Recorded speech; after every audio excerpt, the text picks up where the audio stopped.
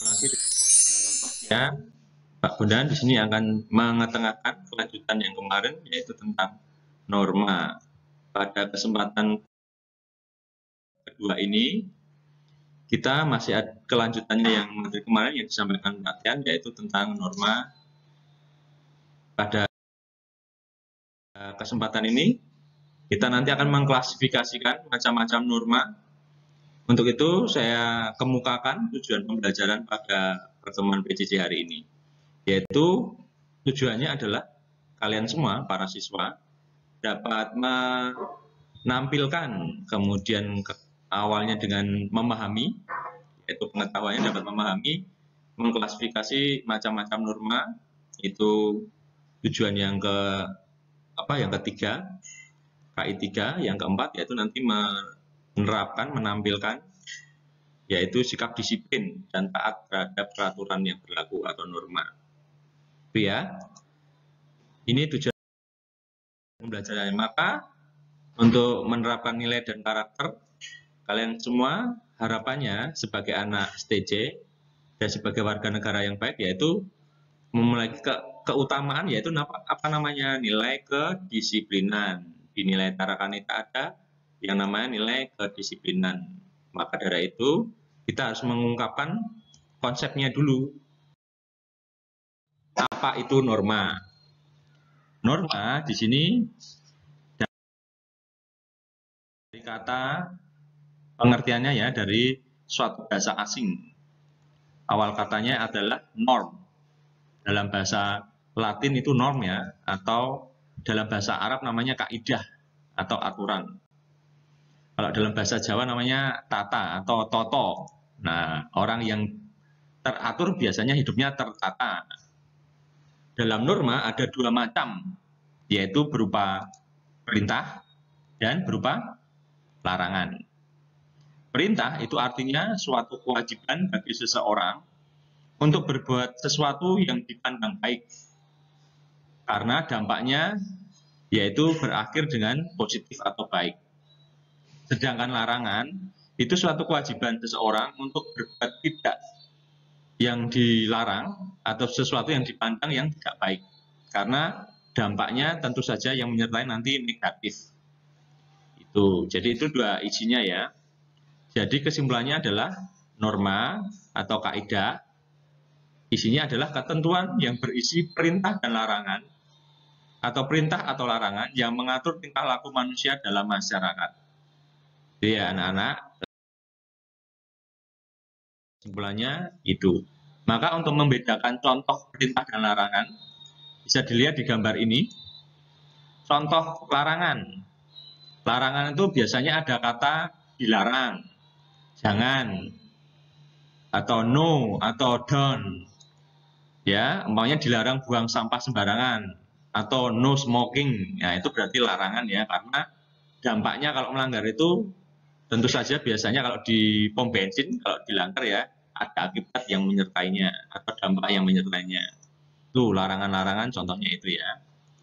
Nah, sedangkan perintah itu contoh kalimatnya adalah kerjakan. Kalimat-kalimat ajakan ya, kerjakan, amatilah, hormatilah, pakailah, tulislah. Nah, itu contoh ajakan.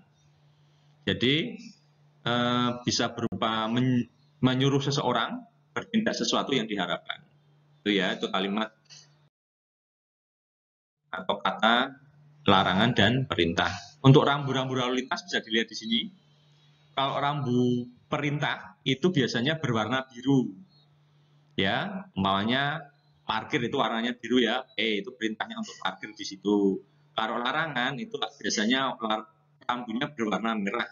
Umpamanya stop itu warnanya merah. Berarti itu larangan. Itu ya, itu contoh kalau dalam rambu-rambu lalu lintas. Itu anak-anak untuk membedakan norma yang ada di sekitar kita, yaitu rambu lalu lintas. Nah, ini anak-anakku semua yang pelajar, apa yang di dalam peraturan, yaitu ada larangan dalam berkendara seperti ini yang dilarang. Contohnya, Larangan untuk menggunakan telepon atau SMS-an atau mainan HP, ya ini dilarang. Contoh yang terbaru dalam Undang-Undang Lalu Lintas. Nah, untuk anak-anak SMP, ini ada gambar dilarang mengendarai sepeda motor karena Anda semua belum cukup umur dalam ketentuan peraturan, ya, belum punya SIM untuk mengendarai sepeda motor. Nah, ingat masa depan di tangan Anda. Kemudian juga untuk berikutnya ini, jadi langsung saja saya bagi pada klasifikasi pembagian macam-macam norma. Bisa dilihat di sini ya, bisa di screenshot ini bagi kalian, bisa jadi apa namanya referensi nanti untuk belajar. Oke, norma yang pertama itu norma agama. Artinya norma agama itu adalah peraturan hidup yang diterima manusia sebagai perintah dan larangan dari Tuhan, karena sumbernya adalah perintah dan larangan dari Tuhan. Masih ingat ya contoh-contohnya? Ada 10 perintah Allah kalau yang beragama Kristen atau Katolik itu ada yang dilarang membunuh, dilarang bersaksi dusta, hormatilah bapak ibumu, itu bagian dari perintah 10 perintah Allah. Jadi dalam setiap agama pasti ada yang bersumber dari Tuhan, biasanya tercantum dalam Alkitab atau Al-Quran atau kitab yang lain. Jadi sebagai umat beriman atau yang memeluk agama pasti menuruti yang menjadi petunjuk perintah dari Tuhan. Nah, apa akibat jika melanggar norma agama? Ada sanksinya atau hukumannya, yaitu di sini adalah hukuman dari Tuhan. Itu kalau dalam agama Kristen ada namanya dosa. Kalau agama Hindu Buddha ada yang namanya karma, yang menyertai jika orang itu telah berbuat sesuatu. Kalau berbuat baik biasanya dharma kalau agama Hindu dan Buddha ya. Itu. Jadi ada dosa untuk hukuman di akhir kehidupan selanjutnya. Itu contohnya. Jika maunya dilarang membunuh tapi kok membunuh, pasti ada dosa yang menyertainya. Itu ya contoh-contohnya. Kemudian macam norma yang kedua, yaitu norma kesusilaan. Apa artinya? Norma kesusilaan adalah peraturan hidup yang ada di masyarakat atau yang ada dalam manusia, yaitu yang bersumber dari hati nurani atau sanubari manusia yang muncul ya karena perasaan tersentuh. Nah, nanti contoh-contohnya bisa saya sebutkan. Nah, apa akibat jika melanggar norma kesusilaan? Yaitu ada perasaan menyesal, gitu ya. Yang ketiga yaitu norma kesopanan. Kesopanan ini timbul dari pergaulan masyarakat, adat istiadat dalam masyarakat ya.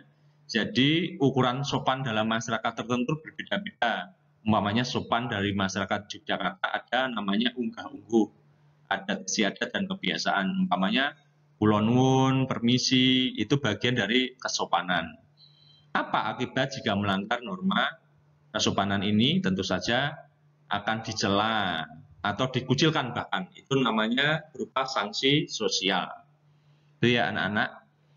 Berikutnya macam atau bentuk norma yang keempat yaitu adalah norma hukum. Nah, ini yang lebih tegas dan sanksinya tertulis, yaitu berupa artinya perangkat aturan yang dibuat atau disusun oleh lembaga negara itu untuk mengatur kehidupan warga negara. Karena setiap negara punya aturan sendiri-sendiri. Contoh aturannya adalah undang-undang tadi, undang-undang lalu lintas dan angkutan jalan atau UU LAJ, KUHP, terus apa namanya yang kemarin baru keluar adalah UU yang baru ya Cipta Kerja, itu contohnya, itu tertulis diundangkan oleh lembaga negara, DPR bersama Presiden, itu contoh norma hukum yang tertulis. Jadi hukum itu berupa aturan yang tertulis dibuat oleh negara. Nah, apa akibat jika melanggar norma hukum ini? Nah, karena bersifat tegas, sanksinya itu kalau di lalu lintas jelas ada dendanya ya. Umpamanya anak SMP mengendarai sepeda motor, minimal denda. Itu seperti itu. Terus Kalau yang sanksi berat, nah kalau melanggar norma pidana atau hukum yang dengan pidana biasanya yang kriminal ini dengan sanksi penjara, bahkan ada yang hukuman mati seperti itu. Contohnya narapidana narkoba seperti itu, atau terorisme itu bisa dijatuhi hukuman mati. Jadi itu norma-norma sampai pada sanksi setiap macam normanya. Jelas ya anak-anak, ini bisa di screenshot menjadi sumber belajar kalian. Berikutnya, nah ini saya berikan ilustrasi contoh-contoh macam norma. Ini yang biasanya bingung adalah membedakan norma kesopanan dan norma kesusilaan. Oke, norma kesopanan tadi adalah bersumber dari masyarakat ya, pergaulan, kulon nuwun, derek langgong, dan sebagainya. Ini dalam masyarakat ada unggah-ungguhnya, ada kesopanannya.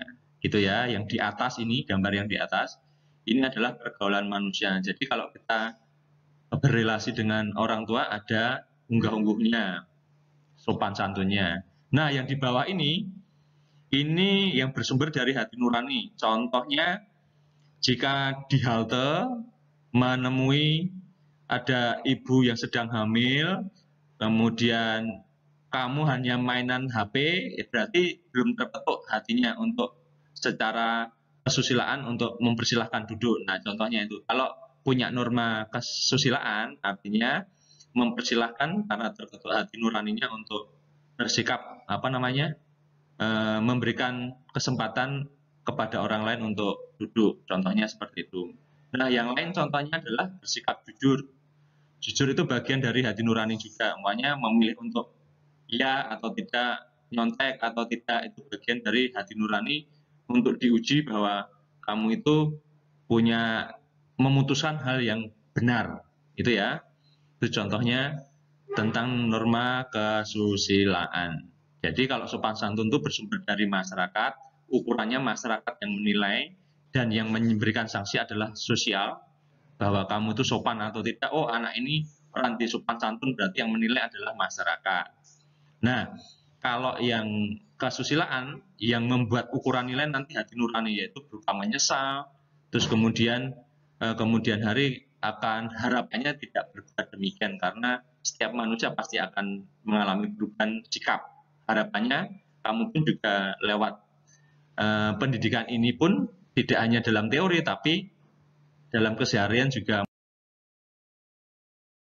menerapkannya dengan secara realita.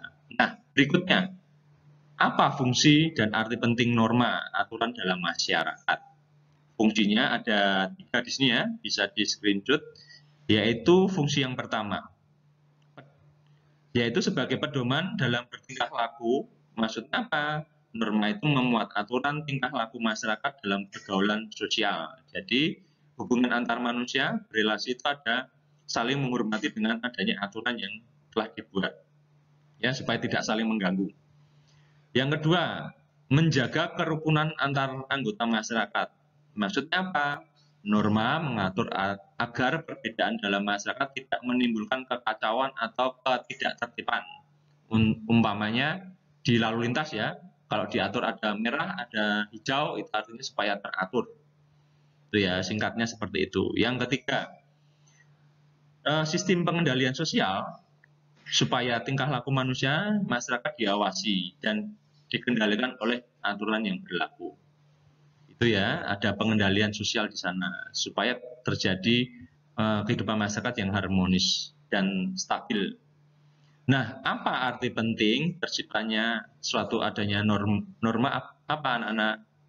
Ya, tadi saya sebutkan ya, yaitu menciptakan ketertiban dan keharmonisan masyarakat. Maksudnya harmoni itu apa? Terjadinya keselarasan kehidupan bersama. Sehingga antar relasi, antar perbedaan, antar kepentingan individu tidak menimbulkan perpecahan. Ya, seperti itu maksud atau arti penting dibuatnya norma.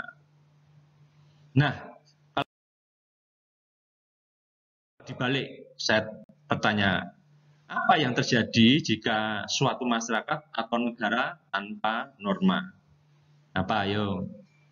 Nah, Yang terjadi adalah ketidakteraturan dalam kehidupan bermasyarakat, atau istilahnya chaos istilahnya. Ya, seperti kita lihat kalau ada demo itu tanpa aturan, ya sepertilah kekacauan yang terjadi. Lalu lintas lampunya hijau semua, kacau lalu lintas itu. Maka diperlukan suatu aturan atau tatanan yang mengatur kehidupan bersama itu yang selaras atau harmonis, sehingga saling menghormati. Itu ya, itu maksudnya kalau diperlukannya norma, terus apa yang terjadi jika tanpa norma itu sendiri. Begitu ya anak-anak, ini mengenai norma dan arti penting juga fungsinya. Mari kita refleksikan dalam kehidupan kita sebagai pelajar. Nah, di nilai Tarakanita jelas ada nilai kejujuran dan kedisiplinan. Tadi kejujuran adalah unsur dari norma apa? Kesusilaan. Terus bagian dari taat terhadap aturan adalah kedisiplinan. Jadi jujur itu bagian dari nilai Tarakanita ya, disiplin juga. Nah, apakah kalian secara refleksi sebagai anak-anak Tarakanita telah menerapkan norma yang merupakan taat terhadap kedisiplinan aturan yang ada di sekolah, dan apakah kalian semua sudah bersikap jujur dengan hati nurani, berbuat curang atau mencontek dan sebagainya. Harapannya ada perubahan sikap di sana, yaitu mengantarkan kalian berkarakter yang baik, ya, menjadi warga negara yang baik juga menjadi anak-anak penerus bangsa yang baik juga. Dan di sini ada kata mutiara oleh tokoh, yaitu dari Muhammad Hatta ya. Di sini ada kata-kata moto atau namanya quote. Ya, di sini kurang cerdas dapat diperbaiki dengan belajar. Kurang cakap dapat dihilangkan dengan pengalaman. Namun tidak jujur itu sulit diperbaiki. Maksudnya apa tidak jujur? Umpamanya berbuat bohong itu sulit banget diperbaiki, atau berbuat korupsi apalagi ya, itu sulit diperbaiki. Maka kalian saya yakin cerdas-cerdas semua menurut Muhammad Hatta seperti itu. Tapi kita harus berlatih bersikap jujur, berkarakter yang jujur, karena hal yang susah itu memang langka. Jadilah mutiara yang langka itu tentu saja akan dicari banyak orang. Yang kedua, disiplin. Disiplin itu adalah kunci kesuksesan. Jadi untuk anak-anak semua, dari awal kita berhidup disiplin, tentu saja disiplin diri itu akan memacu kita ke arah kesuksesan. Jadi mulailah dari dirimu sendiri, bersikap disiplin diri di rumah masing-masing. Banyak cara ya, patuh pada perintah aturan negara dengan 3M, atau aturan dari keluarga juga harap dipatuhi, supaya kehidupan kebersamaan kita dapat berjalin dengan baik, dan kita secara kehidupan bermasyarakat juga namanya harmonis. Begitu anak-anak, demikian pembelajaran PJJ tentang norma, macam-macam norma, fungsi norma, arti penting norma, hingga jika hidup tanpa norma seperti apa. Silakan direfleksikan. Untuk hari ini PJJ sekian, dan semoga bermakna untuk kalian sebagai pelajar dan sebagai warga negara. Terima kasih. Berkah dalam.